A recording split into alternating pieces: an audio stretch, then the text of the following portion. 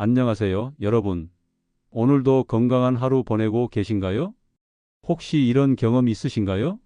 예전에는 뭘 먹어도 배가 든든하고 편했는데 요즘은 조금만 먹어도 속이 더부룩하고 무거워서 소화제를 찾게 되시나요? 아니면 화장실 가는 일이 며칠씩 밀려서 불편하시거나 속이 쓰려서 밤잠을 설치는 일이 늘어나셨나요? 사실 이런 고민은 나이 드신 분들 대부분이 겪고 계시는 자연스러운 현상입니다. 하지만 그냥 나이 들어서 그런가 보다 하고 포기하실 필요는 전혀 없어요. 오늘 영상이 도움이 되셨다면 구독 버튼을 꾹 눌러주시고 좋아요와 알림 설정까지 해주시면 더 좋은 건강 정보로 찾아뵙겠습니다. 오늘은 우리 배를 화력발전소에 비유해서 왜 나이가 들면 소화력이 떨어지는지, 그리고 어떻게 하면 다시 튼튼한 소화력을 되찾을 수 있는지 자세히 알아보겠습니다. 여러분, 화력발전소가 어떻게 작동하는지 아시죠? 석탄이나 기름 같은 연료를 태워서 전기를 만들어내는 곳이에요. 우리 배도 정확히 이와 같은 원리로 작동합니다. 음식이라는 연료가 입으로 들어오면 위라는 큰 솥에서 위산이라는 강력한 산으로 음식을 녹이기 시작해요. 마치 화력발전소에서 연료를 태우는 것처럼 말이죠. 그 다음엔 소장이라는 긴 파이프를 통해 영양분을 쪽쪽 빨아들여서 우리 몸 곳곳에 에너지를 보내줍니다. 마지막에는 대장에서 필요 없는 찌꺼기들을 모아서 밖으로 내보내죠. 건강한 젊은 사람의 배는 마치 최신형 화력발전소처럼 효율이 뛰어나요. 어떤 연료를 넣어도 척척 소화시켜서 에너지로 바꿔줍니다. 하지만 나이가 들면서 이 화력발전소의 성능이 조금씩 떨어지기 시작해요. 67세인 최동식 씨도 이런 변화를 몸소 느끼고 계셨어요. 젊을 때는 매운 찌개를 먹어도 기름진 삼겹살을 먹어도 아무렇지 않았는데 60대가 되면서부터는 조금만 잘못 먹어도 속이 쓰리고 더부룩해서 밤잠을 설치게 되었거든요. 아침에 일어나면 입안이 텁텁하고 트림이 자주 나오면서 신물이 올라오는 일도 잦아졌어요. 이런 현상이 생기는 이유는 여러 가지가 있어요.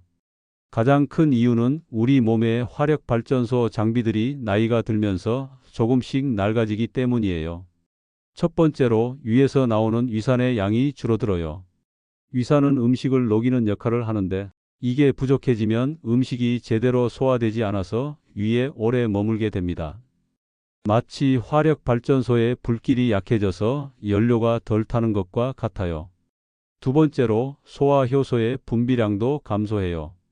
소화 효소는 단백질, 탄수화물, 지방을 잘게 쪼개는 가위 같은 역할을 하는데 이 가위들이 무뎌지면서 음식을 제대로 쪼개지 못하게 되는 거예요. 세 번째로 이와 장의 움직임이 느려져요. 젊을 때는 이와 장이 활발하게 꿈틀거리면서 음식을 밀어내는데 나이가 들면 이 근육들도 힘이 약해져서 음식이 천천히 이동하게 됩니다. 71세인 박선희 씨는 특히 이런 장 움직임의 저하로 큰 고생을 하셨어요. 변비가 심해져서 3일, 4일씩 화장실에 가지 못하는 일이 반복되었거든요. 배가 더부룩하고 무거워서 식욕도 떨어지고 가스가 차서 불편한 날들이 많았어요. 다행히 이렇게 약해진 소화력도 다시 살릴 수 있습니다. 비록 나이가 들면서 소화력이 자연스럽게 떨어지지만 올바른 방법으로 관리하면 충분히 개선할 수 있어요. 마치 오래된 화력 발전소도 정비를 잘하면 다시 좋은 성능을 낼 수 있는 것처럼 말이죠. 최동식 씨가 가장 먼저 시도한 방법이 바로 천천히 꼭꼭 씹어 먹기였어요. 예전에는 5분, 10분 만에 후다닥 식사를 마쳤는데 이제는 최소 30분은 걸려서 천천히 먹기 시작했어요. 음식을 입에 넣고 30번 이상 꼭꼭 씹어서 죽처럼 만든 다음에 삼키는 거예요. 이렇게 하면 입에서 나오는 침에 있는 소화 효소가 음식과 충분히 섞여서 소화가 훨씬 쉬워집니다. 또한 잘게 부서진 음식은 위에서도 부담을 덜 느끼게 되죠. 처음에는 정말 답답했대요. 평생 빨리 먹는 습관이 있었는데 갑자기 천천히 먹으려니 시간도 오래 걸리고 재미도 없더라고요. 하지만 2주 정도 지나니까 확실히 속이 편해지는 걸 느꼈다고 해요. 식후에 속쓰림이 줄어들고 더부룩한 느낌도 많이 사라졌어요. 박선희 씨는 매일 아침 일어나자마자 미지근한 물 한 잔을 마시는 습관을 기르기 시작했어요. 찬물이 아닌 미지근한 물이 중요해요. 찬물은 오히려 위와 장을 수축시켜서 움직임을 방해할 수 있거든요. 미지근한 물은 마치 화력 발전소에 기름을 쳐주는 것처럼 굳어있던 장을 부드럽게 깨워서 움직이도록 도와줍니다. 또한 밤새 쌓인 노폐물들을 씻어내는 역할도 해요. 하루 종일 물을 조금씩 자주 마시는 것도 중요해요. 한 번에 많이 마시면 오히려 위액이 희석되어서 소화력이 떨어질 수 있어요. 대신 입 한 모금씩 자주자주 마시는 게 좋습니다. 박선희 씨가 변비 해결에 큰 도움을 받은 또 다른 방법이 바로 발효 음식이었어요. 김치, 된장, 요거트 같은 발효 음식에는 좋은 균들이 가득해요. 이 균들은 우리 장에서 나쁜 균들을 물리치고 장의 환경을 건강하게 만들어줍니다. 특히 매일 아침 플레인 요거트 한 컵을 꾸준히 드셨는데 2주 정도 지나니까 화장실 가는 주기가 규칙적으로 바뀌기 시작했어요. 3일, 4일씩 못 가던 것이 2일에 한 번, 그리고 결국 매일 규칙적으로 갈 수 있게 되었다고 해요. 나이가 들면 젊을 때보다 적게 먹는 게 좋아요. 하지만 무작정 굶는 건 오히려 해로워요. 대신 한 번에 많이 먹지 말고 조금씩 자주 먹는 게 좋습니다. 예를 들어 하루 3끼를 꽉꽉 차게 먹는 대신 5끼 정도로 나누어서 조금씩 먹는 거예요. 이렇게 하면 위에 부담도 적고 혈당도 안정적으로 유지됩니다. 또한 저녁 식사는 잠자리에 들기 최소 3시간 전에 마치는 게 좋아요.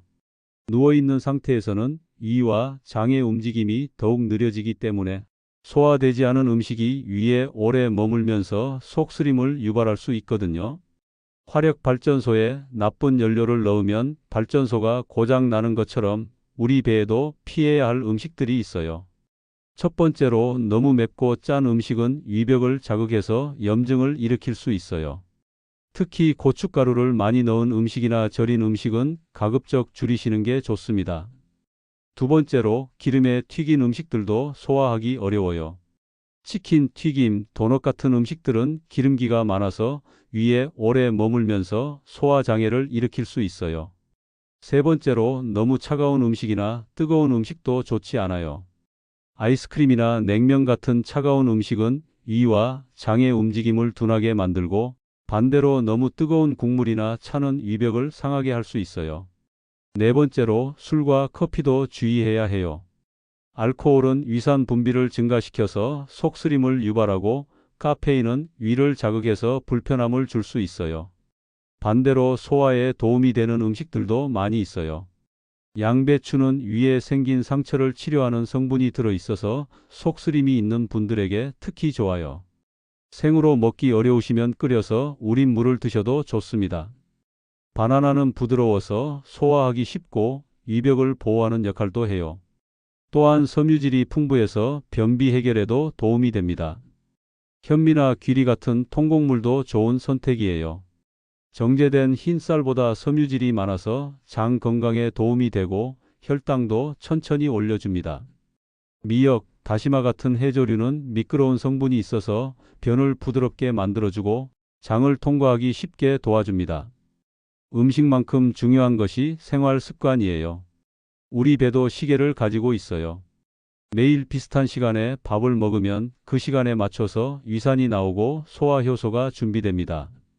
반대로 식사 시간이 불규칙하면 몸이 혼란스러워해서 소화 기능이 떨어져요. 아침 7시, 점심 12시, 저녁 6시처럼 정해진 시간에 먹는 습관을 기르시면 소화가 훨씬 편해집니다. 식후에 바로 눕거나 앉아 있지 마시고 가벼운 산책을 하세요. 10분, 15분 정도만 천천히 걸어도 이와 장의 움직임이 활발해져서 소화가 잘 됩니다. 또한 평소에도 꾸준한 운동이 중요해요. 격렬한 운동은 필요 없고 매일 30분씩 걷기만 해도 장 건강에 큰 도움이 됩니다. 스트레스는 소화의 가장 큰 적이에요.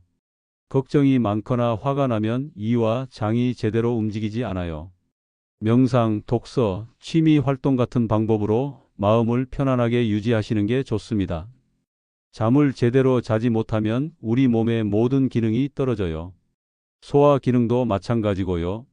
하루 7시간 이상은 푹 주무시고 잠자리에 드는 시간도 일정하게 유지하세요.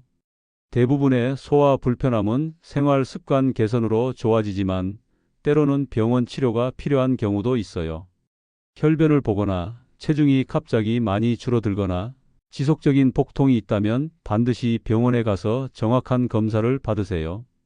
또한 위의 방법들을 2달 이상 시도했는데도 전혀 호전되지 않는다면 전문의와 상담받아 보시는 게 좋습니다. 자, 이제 오늘부터 실천할 수 있는 간단한 체크리스트를 드릴게요. 매일 아침에 일어나서 미지근한 물 한 잔 마시기, 식사할 때 30번 이상 꼭꼭 씹어 먹기, 하루에 5번 이상 물 조금씩 마시기, 식후 10분 이상 가벼운 산책하기, 발효 음식 하나씩은 꼭 드시기 등을 실천해 보세요.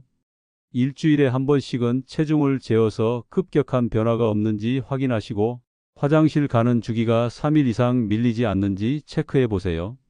또한 속쓰림이나 더부룩함이 일주일 이상 계속된다면 식단이나 생활 습관을 다시 점검해 보시기 바랍니다. 가장 중요한 건 꾸준함이에요. 하루 이틀 해보고 효과가 없다고 포기하지 마시고 최소 2주 이상은 꾸준히 실천해 보세요. 여러분의 몸속 화력 발전소가 다시 활활 타오르는 날이 반드시 올 거예요. 최동식 씨도 처음에는 변화가 별로 없다고 생각했는데 3주 정도 지나니까 확실히 달라진 걸 느꼈다고 해요. 이제는 소화제 없이도 편안하게 식사할 수 있고 밤에도 속쓰림 걱정 없이 푹 잘 수 있게 되었어요.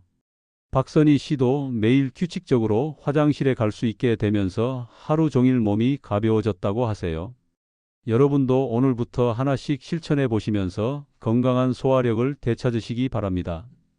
우리 몸의 화력 발전소가 다시 힘차게 돌아가는 그날까지 포기하지 마시고 꾸준히 노력해 보세요. 분명히 좋은 결과가 있을 거예요. 오늘 영상이 도움이 되셨다면 구독과 좋아요, 그리고 댓글로 여러분의 소화 개선 경험도 나눠주세요. 다음 영상에서도 더 유익한 건강 정보로 찾아뵙겠습니다. 건강한 하루 되세요.